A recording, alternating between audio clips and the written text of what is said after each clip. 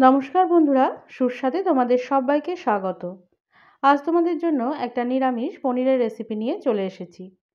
খুব কম সময়ের মধ্যে তোমরা নিরামিষ এই পনিরের রেসিপিটা বানিয়ে নিতে পারবে।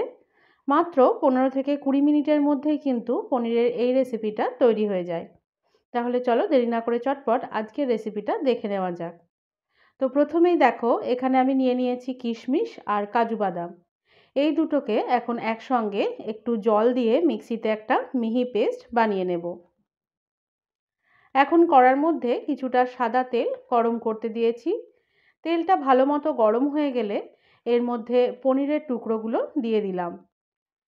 পনিরের টুকরোগুলো দিয়ে একটু নাড়াচাড়া করে সমস্ত পনিরগুলো পুরো তেলটার মধ্যে ভালো করে ছড়িয়ে দিতে হবে। পনিরটা এখন হালকা বাদামি রং ধরা পর্যন্ত ভেজে নেব। আর বন্ধুরা, এই রেসিপিটার জন্য সম্ভব হলে তোমরা কিন্তু ক্রিম পনিরের ব্যবহার করার চেষ্টা করবে। এতে কিন্তু পনিরের রেসিপিটা খেতে বেশি ভালো হয়। পনিরটা ভাজা হয়ে গেলে ওটা তুলে রেখে দিলাম। এখন ওই তেলের মধ্যেই দারচিনি, সাজিরে আর একটা শুকনো লঙ্কা ফোড়ন দিয়ে দিলাম। এই ফোড়নটা দিয়ে কয়েক সেকেন্ড এটা একটু নাড়াচাড়া করে নেব। এখন এর মধ্যে দিয়ে দিচ্ছি টমেটো। টমেটোগুলো দেখতেই পাচ্ছ বন্ধুরা, একটু লম্বা করে আর একটু মোটা করে কেটে নিতে হবে। এখন টমেটোটা মিনিট দুয়েক মতো নাড়াচাড়া করে নেব। টমেটোটা কিন্তু খুব বেশি ভাজার দরকার নেই। এখন এর মধ্যে দিয়ে দিচ্ছি পোস্ত বাটা। তারপর এর মধ্যে দিয়ে দেব কাজু কিশমিশের যে পেস্টটা বানিয়ে রেখেছিলাম সেটা। তো আমি এখানে পোস্তটা আলাদা করে বেটে রেখেছিলাম, তবে তোমরা চাইলে কাজু কিশমিশের সাথে একসাথেই পোস্তটা বেটে নিতে পারো। সেগুলো দেওয়ার পর পুরো মিশ্রণটা আমি অন্তত 2 থেকে 3 মিনিট মতো নাড়াচাড়া করে নিয়েছি।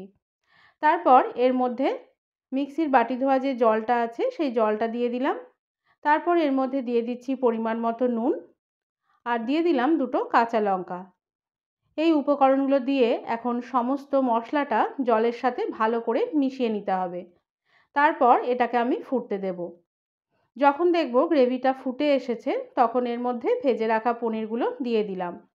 পনিরটা দিয়ে সমস্তটা ভালো করে নাড়াচাড়া করে নেব। তারপর এটাকে 3 থেকে 4 মিনিট মতো মাঝারি আঁচে ফুটতে দেব। 3-4 মিনিট ফুটে যাওয়ার পর দেখবে গ্রেভিটা বেশ একটু ঘন হয়ে এসেছে। ঠিক এরকম টেক্সচারটা যখন আসবে এই পর্যায়ে গ্যাসের ফ্লেমটা বন্ধ করে দিতে হবে। তারপর এটাকে ঢাকা দিয়ে আমি মিনিট 10 জন্য রেখে দেব। মিনিট 10 পর গ্রেভিটা কিন্তু আরও একটু ঘন হয়ে যাবে। তাহলে বন্ধুরা, দেখতে পেলে কত কম সময়ে আর খুব সহজে নিরামিষ পনিরের এই রেসিপিটা তৈরি হয়ে গেল। যে কোনো রকমের রুটি, পরোটা, ফ্রাইড রাইস বা পোলাওয়ের সাথে তোমরা এটা সার্ভ করতে পারবে। আর এটা খেতেও কিন্তু দুর্দান্ত হয়। আমার আজকের রেসিপি ভালো লেগে থাকলে লাইক, শেয়ার, কমেন্ট করার সাথে সাথে চ্যানেলটিকে সাবস্ক্রাইব করে বেল আইকনটি ক্লিক করারও অনুরোধ রইল।